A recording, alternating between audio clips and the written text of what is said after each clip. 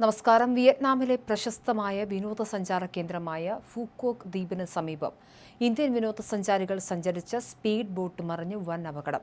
അപകടത്തിൽ 15ഓളം പേർ മരിച്ചതായാണ് അന്തർദേശീയ മാധ്യമങ്ങൾ റിപ്പോർട്ട് ചെയ്യുന്നത്. എന്നാൽ മരിച്ചവരുടെ കൃത്യമായ വിവരങ്ങൾ വിയറ്റ്നാം അധികൃതർ ഇതുവരെ ഔദ്യോഗികമായി സ്ഥിരീകരിച്ചിട്ടില്ല. ശനിയാഴ്ച ഉച്ചയ്ക്ക് 1 മണിയോടെയാണ് രാജ്യാന്തര സമൂഹത്തെ നടുക്കിയ ദുരന്തമുണ്ടായത്. മെൻഫോയി ഫുക്കോക്ക് ടൂറിസം കമ്പനിയുടെ ഉടമസ്ഥതയിലുള്ള ബോട്ടാണ് അപകടത്തിൽപ്പെട്ടത്.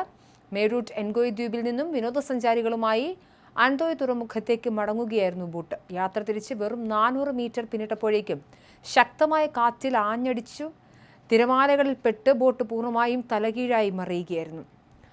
അപകട സമയത്ത് ബോട്ടിൽ 32 യാത്രക്കാരും 3 ജീവനക്കാരുമാണ് ഉണ്ടായിരുന്നത്. യാത്രക്കാരിൽ ഭൂരിഭാഗവും ഇന്ത്യയിൽ നിന്നുള്ള വിനോദസഞ്ചാരികളായിരുന്നു. മോശം കാലാവസ്ഥയും കടൽക്ഷോഭവുമാണ് ബോട്ട് നിയന്ത്രണം വിട്ട് മറിയാൻ കാരണമായതെന്നാണ് പ്രാഥമിക നിഗമനം. അതേസമയം 23 പേരെ രക്ഷപ്പെടുത്തിയിട്ടുണ്ട്. തിരച്ചിൽ ഊർജിതമാവുന്നുമുണ്ട്. അപകട വിവരം അറിഞ്ഞ ഉടൻ തന്നെ വിയറ്റ്നാം ഭരണകൂടത്തിന്റെ നേതൃത്വത്തിൽ വൻ രക്ഷാപ്രവർത്തനം ആരംഭിച്ചു. സൈന്യം, പോലീസ്, സിവിൽ രക്ഷാപ്രവർത്തകർ എന്നിവർക്കൊപ്പം പ്രദേശവാസികളും മത്സ്യത്തൊഴിലാളികളും കടലിൽ രക്ഷാപ്രവർത്തനത്തിന് ഇറങ്ങിയിട്ടുണ്ട്.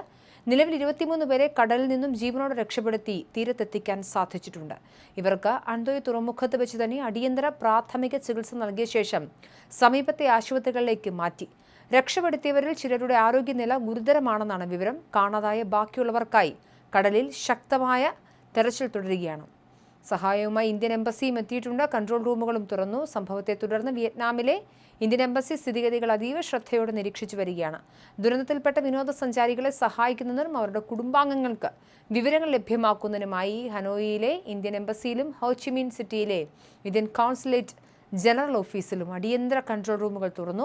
അപകടത്തെക്കുറിച്ചും ജീവഹാനിയെക്കുറിച്ചുമുള്ള കൂടുതൽ ഔദ്യോഗിക വിവരങ്ങൾ ശേഖരിക്കാൻ വിയറ്റ്നാം അധികൃതർ അന്വേഷണം നടത്തിവരികയാണ്.